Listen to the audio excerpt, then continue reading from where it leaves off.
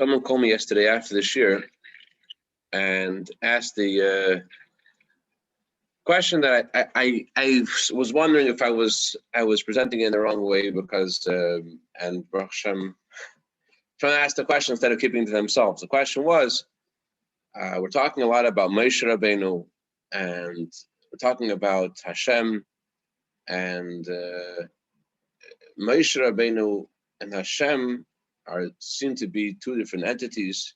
And again, in this discourse, we're saying that through Moshe Rabbeinu we have a clear connection to Hashem. It's Moshe Rabbeinu makes our connection to Hashem real. So the way the person phrased the question was, are we connecting to Hashem or connecting to Moshe Rabbeinu? And he meant it in the context of, in our generation, the Rebbe, the Eibishter. It's the kind of question that just asking the question creates a scenario where you can't get out of it, because it's just the question is it says Shailas Chacham Chatzir Tshuva, the question of a wise man is half an answer. And if you ask the question the wrong way, then even an answer doesn't really do. So let's not ask that question. Let's just say this. There's a famous parable of the Mittler Rebbe of people who were sentenced to a life sentence in a dungeon. They grow up in this dungeon and they have children in the dungeon, and their children have children in this dungeon, and they've never seen the light of day. Their parents have never seen the light of day, and there's a question whether or not there's life outside the dungeon. So there are two groups in this dungeon. Some say there is life outside the dungeon, and they've heard from their grandparents that there's mountains and valleys and rivers and sky and all the good stuff. And other ones say no, there isn't. And those who say that there is such a thing outside the dungeon point to this book that they got from their grandparents, and it shows that there is. And those who say there isn't say, well, we've never seen it. And there's a back and forth discussion. And one day, the prince, son of the king, comes to visit this dungeon. So you can imagine the surprise, not only on the part of those who did not believe that there was life outside the dungeon, but even the part of those who said they did believe, seeing someone who had come out from outside the dungeon to them was something that was mind-blowing. In a similar way, the world that Hashem made is meant to be tachtonim. It's meant to be a place of concealment. And as we learned yesterday, Hashem, actually it was 2 days ago, Hashem desired to have a home in the lowest realm, in a place where we can't see him. But yet Hashem didn't create the world in a way that's treif. Didn't create the world in a way that logically would suggest that there cannot be Hashem. In a similar way, it says in chapter 5 in the Shar Yichav Emunah, Hashem didn't create the world with only din, with only judgment, with only concealment. He added to it rachamim as well. He added tzaddikim and the miracles of Torah. It means that through tzaddikim are like the prince in this analogy, who are totally at one with the world they came from. They're totally at one with the truth of Atzilus. And therefore, just imagine being in that pit and you want to convince someone that there's life outside the pit. Instead of talking about the book and talking about, just introduce them to the guy who just came from outside the pit. That his persona is transparent to that world, because he just come from that world. He's carrying his wallet with his ATM cards and his bills and his receipts and he just was there, and it was by a traffic light and just came out. There is that's the strongest message you can give to someone who has that question. Just meet the guy who came from outside the pit. That's what a tzaddik is. A tzaddik is, we don't believe in a tzaddik per se. We believe in, the Torah says, Moshe Avdi, the servant of Hashem. Moshe is Hashem's servant. Moshe is not an entity for himself. Moshe is just a servant of Hashem. When we say we believe in Moshe Rabbeinu, what do we believe? We believe that he's his servant. We believe that Moshe Rabbeinu is someone who is dedicated to the Eibishter, so dedicated. The Rizhiner Rebbe once said about himself that he's a hidden tzaddik. So one of his students said, I'm sorry, Rabbi Rizhiner, but the cat is out of the bag. Everybody knows that you're the tzaddik. So Rizhiner Rebbe said, it would be terrible if I am the way that you that you see. In other words, there's a lot out there in the Rebbe that you're not seeing.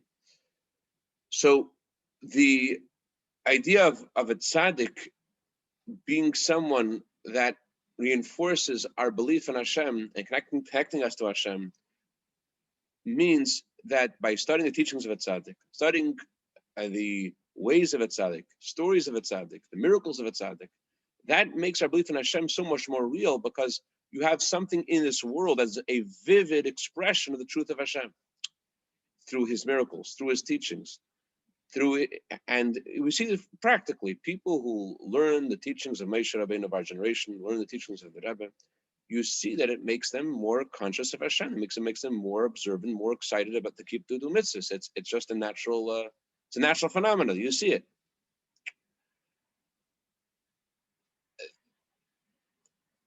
Let's say it this way.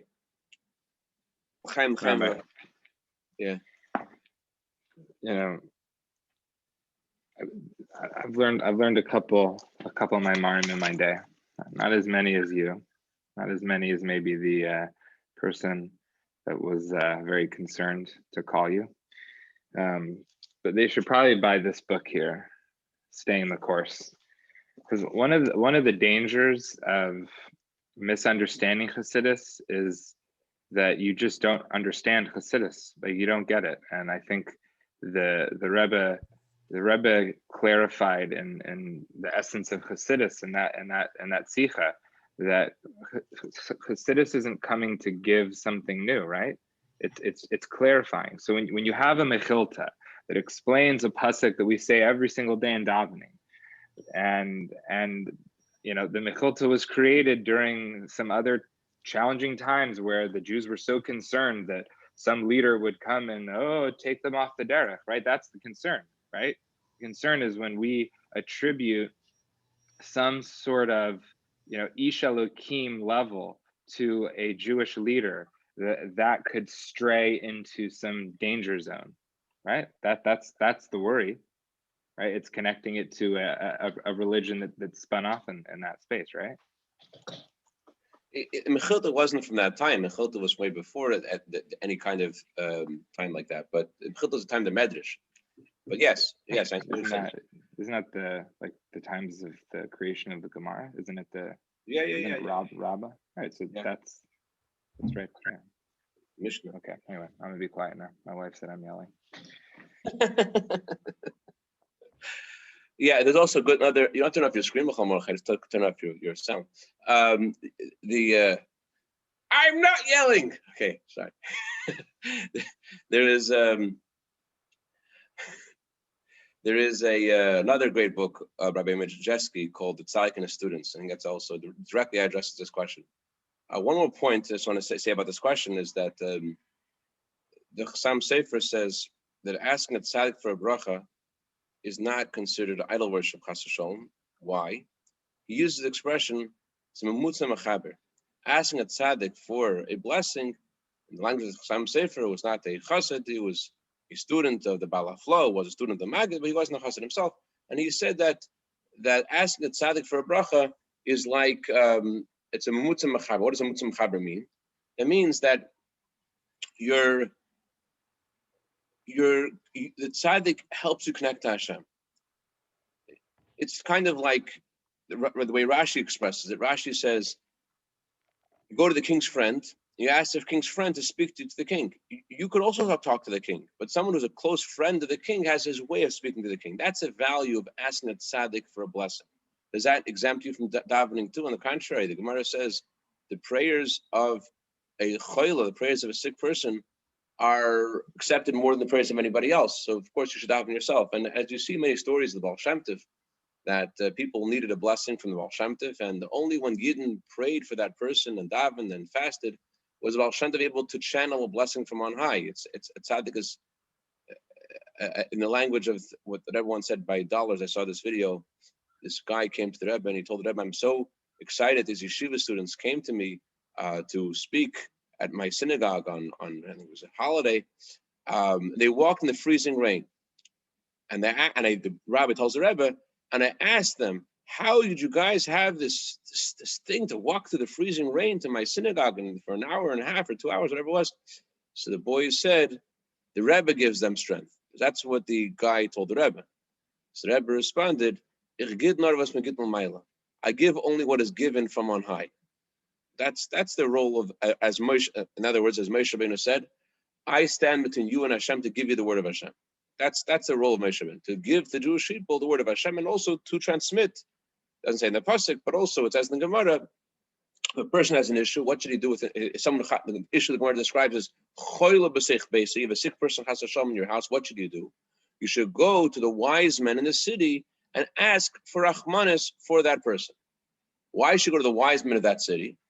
So Chassidus explains that the wise men of the city means someone who is, as we learned yesterday, not just he's wise, but he's connected to the truth of Hashem and Atzilus, and he could see the spiritual source of whatever's going on, and he could see that in your city and what's in your life, and he sees how the solution isn't necessarily how you see it, that you have to hire another financial advisor or you have to reinvent your business. Oh, you have to give tzedakah before mincha. You have to check your mezuzah. They go to the tzaddik in the city. You go to that's the Gemara says, you have an issue. What you go to the tzaddik, the chacham shebeirei, the wise man in the city, and he'll ask Rachmanis. Does that mean you should ask for Rachmanis too? Of course you should daven. You should daven, and also ask him to daven, because not only is he going to daven, he's also going to tell you what the response is on heaven. He's also going to be able to present daven for you in a better way than you could daven for yourself. Okay. But the bottom line is, I think, if we use the words, they believed in Hashem and Moshe, his servant, realizing that all tzaddik is just a servant of Hashem, I think just that itself will clear up a lot of the questions on the subject. Okay. Dr. Brestman is eagerly awaiting today's class because we have promised him 2 days ago that we're going to answer the feminine expression of Amzu. So with no further ado, let us go to Amzu, and I'm a poet and I don't know. Yes, I do. Page 93.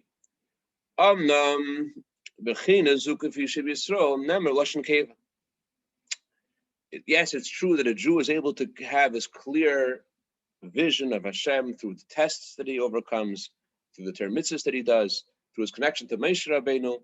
But by a Jew, it doesn't say zeh. By Moshe Rabbeinu, it says zeh in the masculine.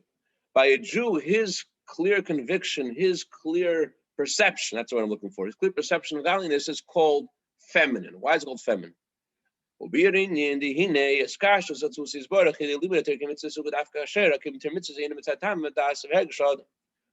do we connect, when we learn Torah, and we do mitzvahs, it's specifically when our Torah mitzvahs, not because I understand to do it, not because I feel like doing it, because when you're learning Torah and doing mitzvahs because it feels good or because it makes sense to you, or even if it's a holy inspiration, a thing of love for Hashem, if that's why you're doing it, in that kind of way, you will not become connected to God's essence. Because there's something else there besides Atzmos.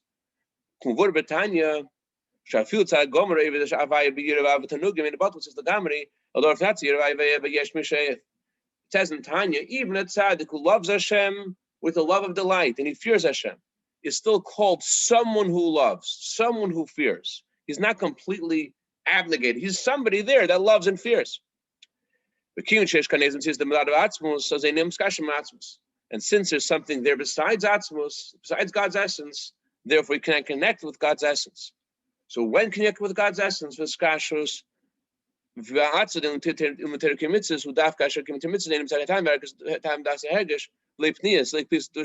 the connection with God's essence is specifically when you learn Torah and do mitzvahs without any feelings, without any thoughts, without any selfish motives, even not holy motives.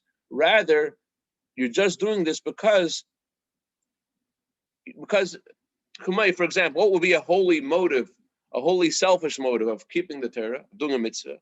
Like a person feels, a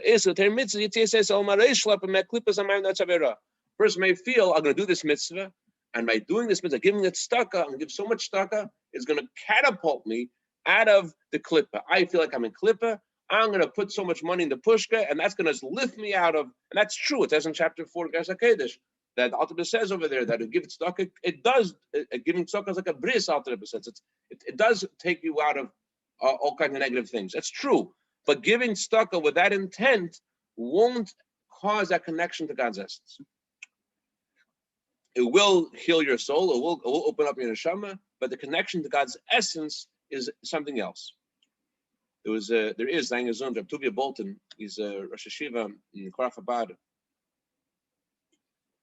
1982. Chabad asked permission from the IDF to send some representatives to visit Beirut. Israel had soldiers there doing a mission, and some Chabadnikim, some Hasidim would give permission to go to Beirut, and they or dance to the soldiers and try to liven them up and encourage them. And the next morning, they were looking for clients to put on film. But it was the morning, not everyone woke up at the same time, even though it's the army, whatever. And they'll see, these Hasidim see that outside of this little base they have over there in Beirut, there are 20 jeeps. And in the 20 jeeps, there are soldiers armed head to toe. And they're all in full gear. In each jeep, there's 2 soldiers. So they went over to the first, they realized that this guy's going on a mission. So they go over the first jeep, they asked to put on film, they agreed to put on film. They go over to the second jeep. I don't think this happened to me more than once in my life that I got this experience. He goes over this guy, hey, you want to put on film? The guy says, you disgusting, filthy, get out of my face. The way he describes how this guy like attacked him, it was such venom. Like and what do you do when that happens? Hopefully what you do is what he did. He just, okay, see you later. What are you gonna do? So he goes to the next tank. And he goes to ask this guy to put on film. And the guy behind that tank, he felt bad because he saw the experience in the tank in front of him. So he felt bad. So he's like, well, tell me. He wanted to like put on film, make the guy feel good. But he says, tell me, if I put on film, will God protect me? So Rebbe Bolton said, listen, he didn't tell him what the Rebbe says. The Rebbe says something slightly different. The Rebbe says that it's not that God saves you if you wear tefillin. The Rebbe says that tefillin is like armor. Tefillin is like armor, and therefore mezuzah, kosher tefillin is like armor, and therefore brings protection naturally. That's why Hashem gave us these mitzvahs they cause they're armor. So it's not that Hashem punishes us for not wearing tefillin. It's just that tefillin itself is like armor. That's what the Rebbe said. But this chassid, he just answered from the heart at the moment how he felt. He said, listen, he says, Hashem's going to guard you whether or not you wear tefillin or don't wear tefillin. Because you're God's child. Hashem loves you. But think about it. If Hashem's going to guard you no matter what, wouldn't it make sense for you to do something for the sake of Hashem also, no matter what, without thinking of what you're going to get in return? So, okay, good idea. Fine, you're right. That's beautiful. He puts on film. The other guy in the Jeep puts on film. Then he hears this, is Israeli for, hey, come here. So he goes over to the guy. He doesn't say a word. He puts out his hand. He can't believe it. Like he wants to put on tefillin. He says, listen, putting on tefillin to get heaven, it's not for me. Putting on tefillin so I'll get protected, it's not for me. Putting on tefillin for no reason, that's for me. That's mine. That's what amzu means. Amzu, as we'll see in a moment, in the inside, means that a Jew keeps Torah mitzvahs with a feminine.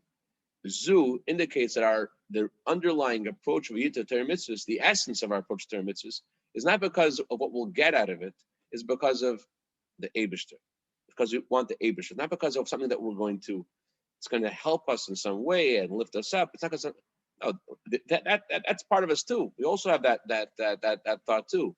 But the deepest reason we keep Torah mitzvahs is not that. In this week's parsha,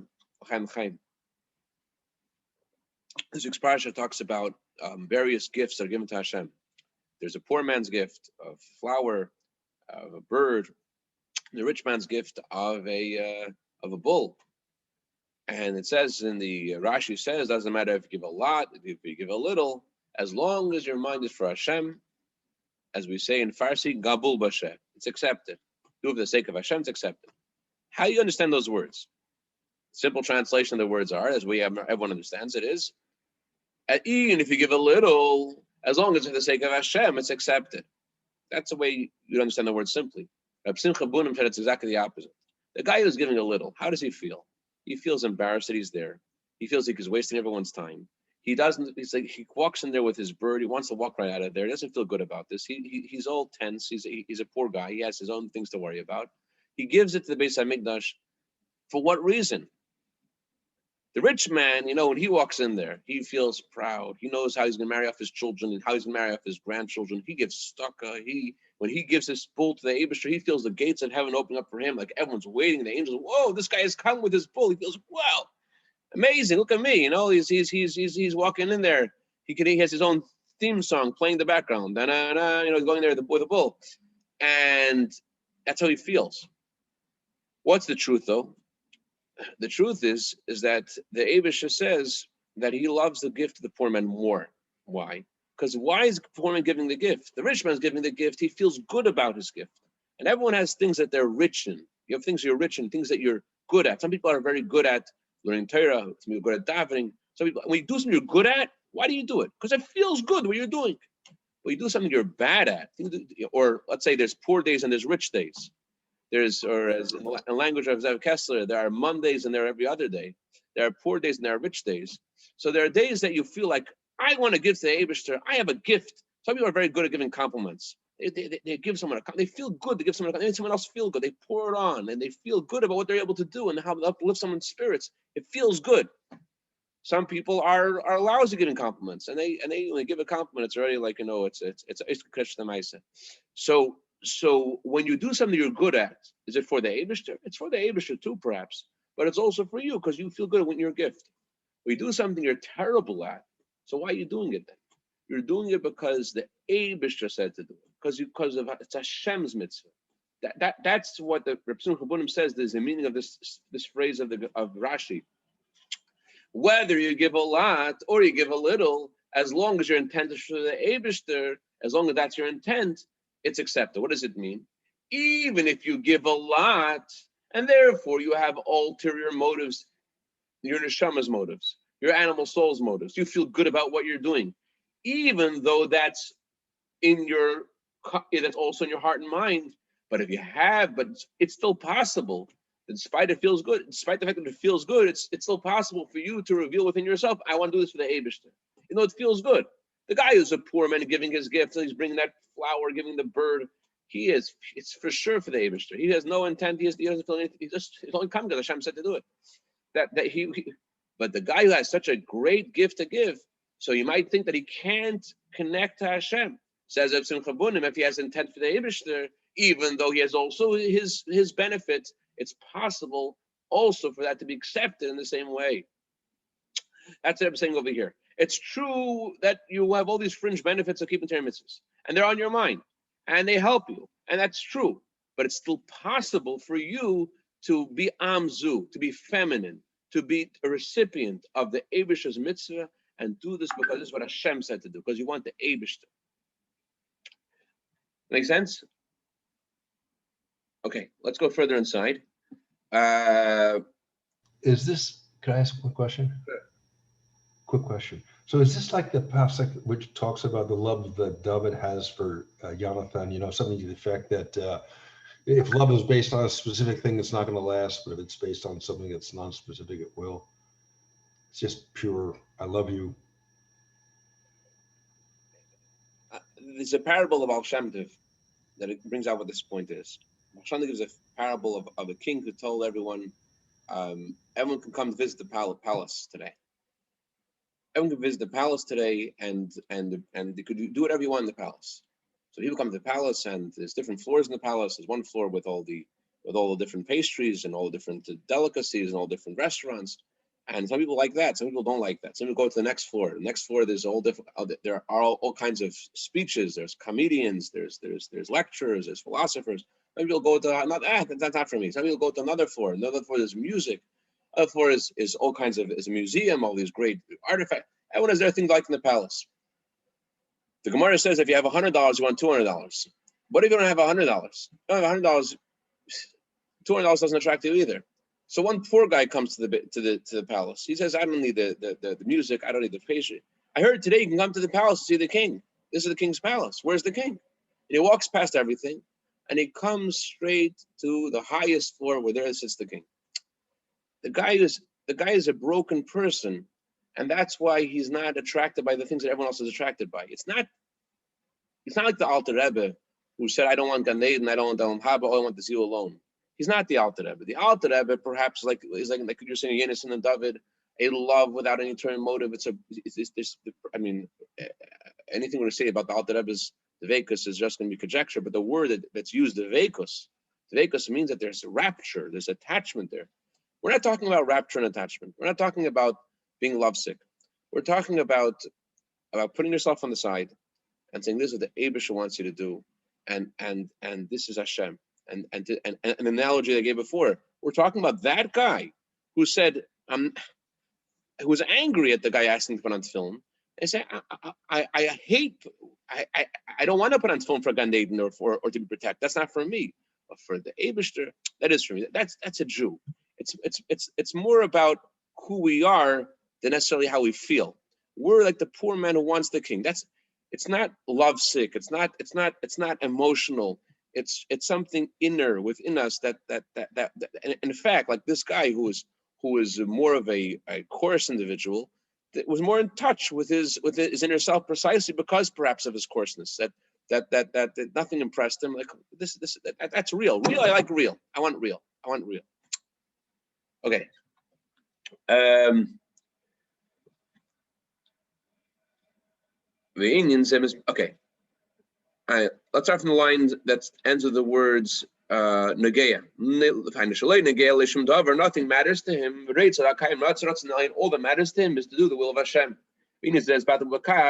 And how can you tell this is what he's interested in? There's a litmus test to know if that's what you're interested in. What the litmus test? That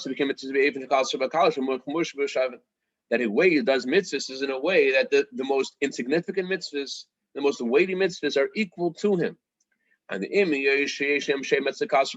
something that he considers they are the least important thing in my life, or they are among the least important things in my life. These are the least more important things. This is on the bottom of the barrel. Doesn't matter to him, these things. There are mitzvahs, it's Judaism, Hashem wants me to do them, but these three things don't matter. And there are some things which for him are the most important thing. He feels if I don't do this mitzvah, I'm going to be in hell. This is what brings me out of hell. I know my life. I know what this has given me. I need this to get out of hell. Nevertheless, so although that's how he actually feels. He feels this is this. So clearly, when I talked about the tzaddik, Dr. Bresson, the tzaddik has different. He's sensitive to every mitzvah. He's not the tzaddik. Nevertheless, despite the fact that he feels this mitzvah is so important, this mitzvah is not so important, how does he approach him? This is what Hashem wants. They're all the same to him. This he feels is really important, he feels not so important, but he approaches them all the same. Also,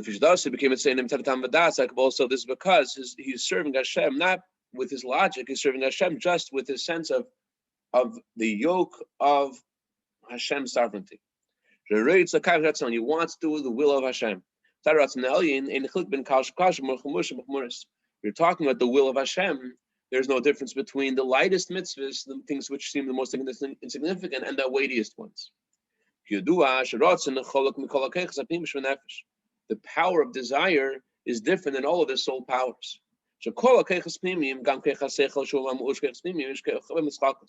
All of the soul powers they're complex. They have parts in them. They could be divided.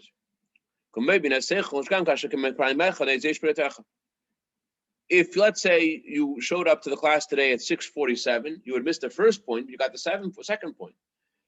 That's how logic works. Logic works that it's possible to divide it in parts. Let's say you wanted to finish that book Mordechai mentioned before. If you don't finish, you want to read, or it's not a good example. Let's say your desire was you want to learn Masechta. You didn't learn the whole Masechta, you haven't learned anything because your desire is for the Masechta. You have a desire.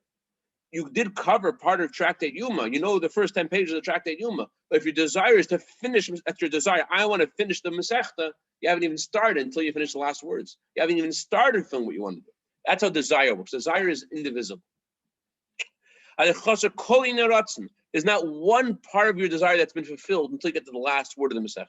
The way desire works, it's double or it's all or nothing. Either